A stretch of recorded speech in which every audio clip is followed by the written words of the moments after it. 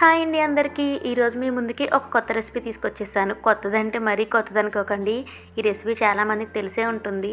కొబ్బరికాయ శనగపప్పు కర్రీ అండి. ఒకసారి ప్రాసెస్ చూసేద్దామా? ముందుగా ఒక కప్లోకి మనం హాఫ్ కప్ వరకు శనగపప్పు తీసుకుందాము. ఈ శనగపప్పుని ఒకసారి బాగా వాష్ చేసేసుకుని వాటర్ పోసి నానబెట్టేసుకుందాం. ఒకసారి బాగా కడిగేసుకుందాము. మనకి టైం లేకపోతే కనుక మనకి కుక్కర్లోనే ఉడకపెట్టేసుకోవచ్చండి. ఇలా నానబెట్టుకునే పని అవసరం లేదు. ఒక 3 విజిల్స్ రప్పించుకుంటే సరిపోతుంది. ఒకవేళ టైం ఉంటే ఒక 1 hour, half an hour to 1 hour వరకు నానబెట్టేసుకుని పక్కన పెట్టేసుకుందాం. ఇక నేను ఒక మీడియం సైజ్ కొబ్బరికాయని ఇలా ముక్కలుగా కట్ చేసుకున్నాను. పైన బ్రౌన్ కలర్ ఉంది కదండి, అది కూడా ఉంచేస్తున్నాను. ఒకసారి మనం మిక్సీలో ఇలా బరకబరకగా మిక్సీ చేసి పెట్టేసుకుందాం. మెత్తటి పేస్ట్గా అవసరం లేదు, ఇలా బరకబరకగా అయితేనే బాగుంటుంది. 1 అవర్ తర్వాత పప్పు బాగా నానిపోయింది కదండి, దీన్ని మనం ఉడకపెట్టేసుకుందాము. గిన్నెలోకి తీసుకుని కావాలనుకుంటే కుక్కర్లో కూడా యాడ్ చేసుకోవచ్చు. ఒకసారి ఇలా పప్పు మునిగే వరకు వాటర్ వేసేసుకుని మనము మీడియం ఫ్లేమ్లో పెట్టి ఉడకపెట్టేసుకుందాం. మీడియం ఫ్లేమ్లో పెట్టి ఉడకపెట్టేసుకుందాము. ఇలా చూడండి, మరుగుతుంది కదా. ఈ మరుగుతున్నప్పుడు పైన నొరగనంతా మనం పక్కకు తీసేద్దామండి. ఇది బాగుండదు పెద్ద టేస్ట్. ఈ మరిగి పైన వైట్ కలర్ అంతా కూడా తీసి పక్కకు తీసేసుకుందాము ఒక గిన్నెలోకి. ఇలా మీడియం ఫ్లేమ్లో పెట్టి మనం ఉడికిచ్చేసుకుందాం. ఆల్రెడీ నానిపోయిందే కాబట్టి పప్పు త్వరగానే ఉడుకుతుందండి. ఒక 15 మినిట్స్లోనే మనకి ఉడికిపోతుంది. చూడండి, ఆల్రెడీ హాఫ్ కన్నా ఎక్కువే మనకి ఉడికిపోయింది కదా. కావాలనుకుంటే ఈ వాటర్ని మనం తీసేసుకుని మనం రసం చేసుకున్నప్పుడు యాడ్ చేసేసుకోవచ్చు. మనకి ఇష్టం లేదనుకుంటే మనం పాడేయవచ్చండి. వాటర్ని తీసి పక్కకు పెట్టేయచ్చు. లేకపోతే మనకి అందులో ఉన్న న్యూట్రిషన్స్ పోతాయి అనుకుంటే కనుక మనం పెట్టేసుకోవచ్చు. అలా పక్కకు తీసి పక్కకు పెట్టేసుకుందాము. నెక్స్ట్ ప్యాన్ పెట్టేసుకుని ఒక 2 స్పూన్స్ ఆయిల్ వేసుకుందాం. ఆయిల్ని హీట్ చేసేసుకుందాం. హీట్ అయిన తర్వాత 1/2 స్పూన్ వరకు ఆవాలు, 1/2 స్పూన్ వరకు జీలకర్ర వేసేసుకుందాం. ఈ కర్రీ చాలా ఫాస్ట్గానే రెడీ అయిపోతుందండి. పెద్ద హడావిడి ఏం పడిన అవసరం లేదు. ఇలా ఒకసారి వేగిపోయిన తర్వాత చూడండి, నేను నువ్వుల నూనె వాడుకుంటున్నాను. తర్వాత కరివేపాకు, పచ్చిమిర్చి కూడా వేసుకుందాం. 3 పచ్చిమిర్చిని ఇలా స్లైసెస్లా కట్ చేసేసుకుందాం.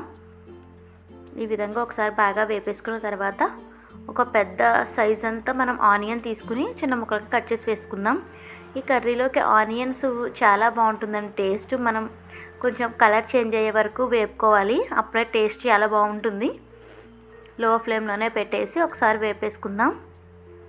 జస్ట్ 1 మినిట్ వేపేసి మనం పసుపు అది వేసేసుకుందాము. ఇప్పుడు 1/2 టీ స్పూన్ వరకు పసుపు, ఒక 1 స్పూన్ వరకు సాల్ట్ వేసుకుందాం.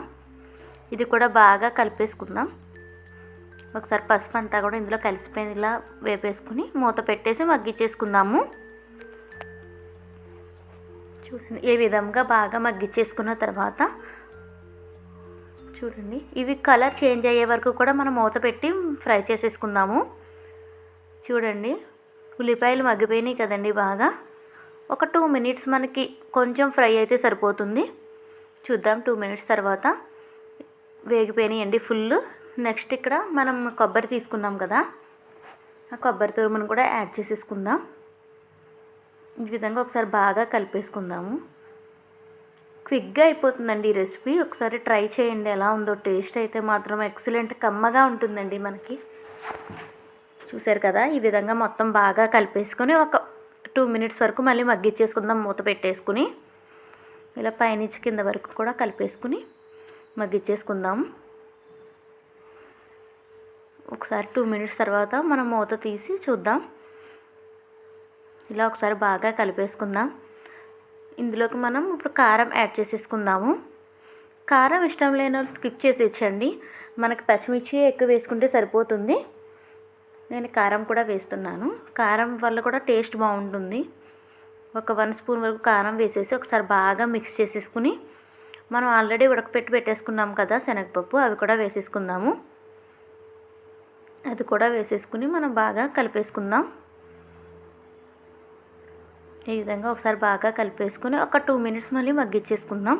ఈ కారం అది పప్పుకు పట్టేలా ఒకసారి బాగా కలిపేసుకుని ఒక 3 మినిట్స్ అట్లా లో ఫ్లేమ్లోనే పెట్టుకుందామని, ఎందుకంటే కొబ్బరి మాడిపోయే ఛాన్స్ ఉంటుంది. మళ్ళీ మూత పెట్టేసుకుని మగ్గిచ్చేసుకుందాం. నెక్స్ట్ ఇందులోకి మనం ధనియాల పౌడర్ 1 స్పూన్ వరకు యాడ్ చేసుకుందాము. అప్పుడు టేస్ట్ బాగుంటుందండి ధనియా పౌడర్ వల్ల. ఒకసారి బాగా కలిపేసుకుని మూత పెట్టేసి ఒక 2 to 3 మినిట్స్ వరకు మళ్ళీ అలా ఫ్రై చేసేసుకుందాం.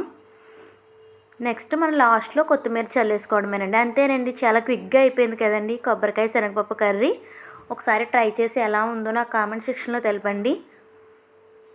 టేస్ట్ మాత్రం చాలా కమ్మగా ఉంటుందండి. అంతేనండి, దీన్ని మనం బౌల్లోకి తీసి సర్వ్ చేసేసుకోవడమే. కొబ్బరి వల్ల చాలా హెల్త్ బెనిఫిట్స్ ఉన్నాయండి. పిల్లలకైతే మాత్రం డైలీ కూడా కోకోనట్ ఇవ్వాలండి మనం.